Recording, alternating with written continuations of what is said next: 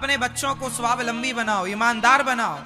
Doctor, pilot, engineer बाद में बनाना, पहले अच्छा इंसान बनाओ, पहले ईमानदार बनाओ। प्राण जाए पर धर्म न जाए, प्राण जाए पर वचन न जाए, ये सिद्धांत रहा हमारा भारत का। हमारे देश में इस धरती पे सबसे ज्यादा ईमानदार लोग भारत में पाए जाते हैं, पाए जाते थे, पाए जाते हैं, पाए जाते रहेंगे। हरिश्चंद्र जैसे लोग कहां थे? बिक गए बाजार में, किसके लिए? सत्य के लिए। इसलिए कलयुग कहां कहां रहता है? कलयुग कहां कहां रहता है? 4 जगह। द्यूतम पानम स्त्रियः सूना यत्रा धर्मस् चतुर्विधा। कलयुग का पहला ठिकाना है जुआ। क्या है? जुआ मतलब ताश, जुआ।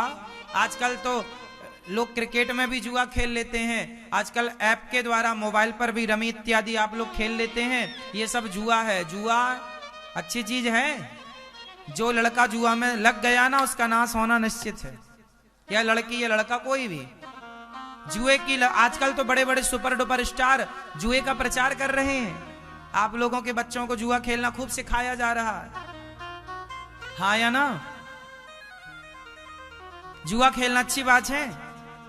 खोखला हो जाएगा वो व्यक्ति जो जुआ खेलने की आदी हो गया, पतन हो जाएगा। इसलिए कलयुग कहां बैठता है? जुआ में। जुआ ना खेलना, वरना कलयुग सब नाश करेगा। द्यूतम पानम, पानम बोले तो शराब। शराब पीते हो आप? आप पीते हो? आप जी पीते हो? सही बताओ, आप पीते हो? आप शराब पीते हो? सही। आप जी भैया? नहीं। आप पीछे वाले दादाजी? नहीं।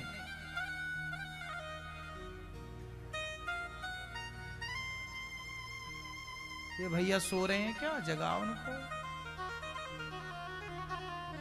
जागो। राम राम।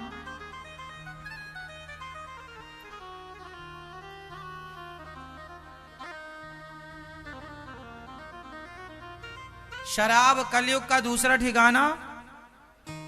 शराब, द्यूतम पानम, शराब कलयुग का दूसरा ठिकाना है। स्त्रियः, शराब पियोगे सर्वनाश, बुद्धि भ्रष्ट कर देती है। 5 महापाप हैं, उन 5 महापापों में एक शराब को गिना है। 5 महापाप कौन कौन से हैं? 5 महापाप हैं। पहला पाप है स्वर्ण की चोरी, सोना चुराना, धन चुराना। सोना का मतलब केवल सोने से नहीं है।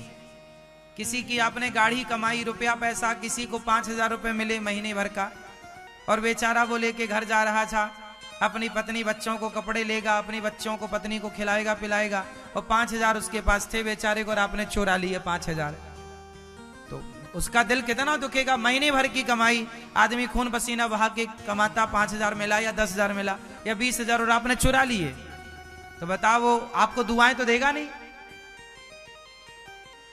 तो चोरी करना, किसी की मेहनत की कमाई चुरा लेना, सोना चुरा लेना। अब किसी लड़की के ब्याह के लिए उसके बाप ने, बताओ, ज्वेलरी बनवाई, गरीब आदमी 2 पैसा जोड़ जोड़ के मंगलसूत्र बनवाओ, किसी ने चुरा लिया, पाप है।